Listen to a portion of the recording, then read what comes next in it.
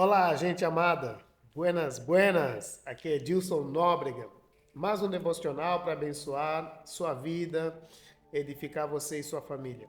Hoje nós vamos meditar no Salmos 39. Salmos 39. Diz assim os primeiros três versículos. Eu disse: Tomarei cuidado dos meus caminhos, para que eu não peque contra a minha língua. Manterei minha boca com um freio, enquanto o perverso estiver diante de mim. Estive mudo, em silêncio. Eu mantive a minha paz para o bem, e a minha tristeza foi agitada. Meu coração estava ardente dentro de mim. Enquanto eu meditava, o fogo queimava, então eu falei com a minha língua. Que interessante o que Davi está dizendo aqui. O silêncio como protesto. O salmista chega à conclusão que tudo que ele sente de agitação na alma em relação à prosperidade dos ímpios, em relação ao sucesso dos ímpios, se ele verbalizar, ele estará pecando. Ele tem um temor no coração, ele tem medo de falar o que sente. E ele tem medo de pecar não contra o seu próximo, mas pecar contra o seu Criador. Então ele usa o silêncio. Ele usa o silêncio como uma forma de protestar contra o seu próprio sentimento.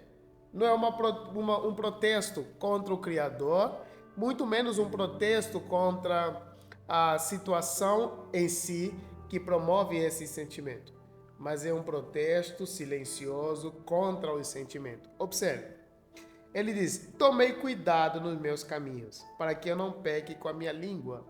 Eu tomei cuidado no meu caminho para que eu não fale alguma coisa que me leva ao pecado. E a maneira que eu faço para evitar isso é, versículo 1 ainda, mantive minha boca com um freio enquanto o perverso está diante de mim. Mantive um freio na minha boca. Não é a primeira vez que o salmista opta em usar essa linguagem de proteção da boca. Em outra ocasião, ele fala que colocou guarda, segurança, sentinela, vigia na boca, para que não falasse nada que se transformasse em um pecado ou verbalizasse o pecado. Isso é muito importante para nós.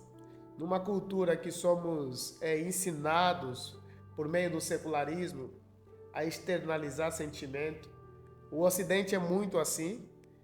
Os países do Ocidente, na nossa gênese educacional, entra o processo de que nós não devemos administrar os sentimentos de forma silenciosa. Temos que verbalizar. Isso está no nosso DNA, da maneira como a gente lida com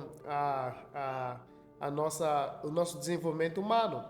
Mas outras civilizações, outras tradições e outras culturas é diferente. Em outras culturas, o menino, especialmente o menino, culturas de guerra especialmente, eles são ensinados a não falar em tudo que pensam, porque o silêncio é uma arma poderosa. O silêncio é uma arma porque seu adversário não saberá o que você está pensando. Então você estará um passo à frente de seu adversário.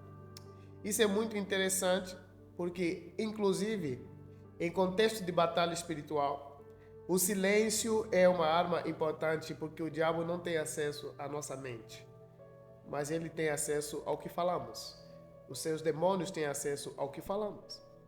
A maneira como nós verbalizamos, a nossa postura, nossa linguagem corporal, mostra se estamos confortáveis ou desconfortáveis. Sobrancelhas esticadas, não é verdade? Essa parte superior da boca, um frinzado para cima, tudo isso passa uma informação, mas o silêncio, ele é poderoso, porque ela promove, de certa maneira, um anonimato. E então, na hora certa, você poderá então fazer uso das palavras. O versículo 12 fala: estive mudo, em silêncio, e mantive paz para o bem, e a minha tristeza foi agitada. Ele opta, então, por ficar em silêncio, não um silêncio da covardia, mas um silêncio da busca da paz, em meio à agitação do espírito interno. Um silêncio que ele está fazendo porque ele entende que eu mantive a minha paz, porque o falar promove ainda mais agitação, mais guerra, mais conflito.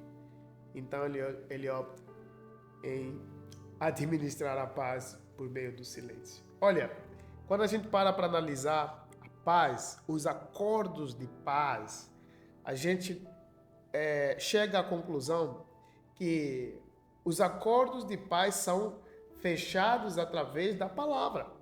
É assim. É assim que acontece. É assim que aconteceu ao longo da história. Países que estavam em conflito, França, Espanha, Portugal, Inglaterra, países que estavam em conflito fecharam acordos por meio de quê? Palavras. E acordos de paz. Um exemplo para vocês aí, o pessoal nerd da área de história, o acordo de Westfalia, por exemplo. É um acordo, na verdade foram 11 acordos para chegar à paz na Guerra dos 100 anos, né? Então, isso é interessante porque o falar, tecnicamente, gera paz, encerra-se os conflitos. E o não falar, tecnicamente, prolonga os conflitos, não é isso? Mas aqui ele está dizendo que o silêncio dele promove a paz pessoal, a paz interna dele. Eu vou continuar falando um pouquinho sobre isso no devocional de amanhã. Deus te abençoe e eu espero você do outro lado. Um abraço.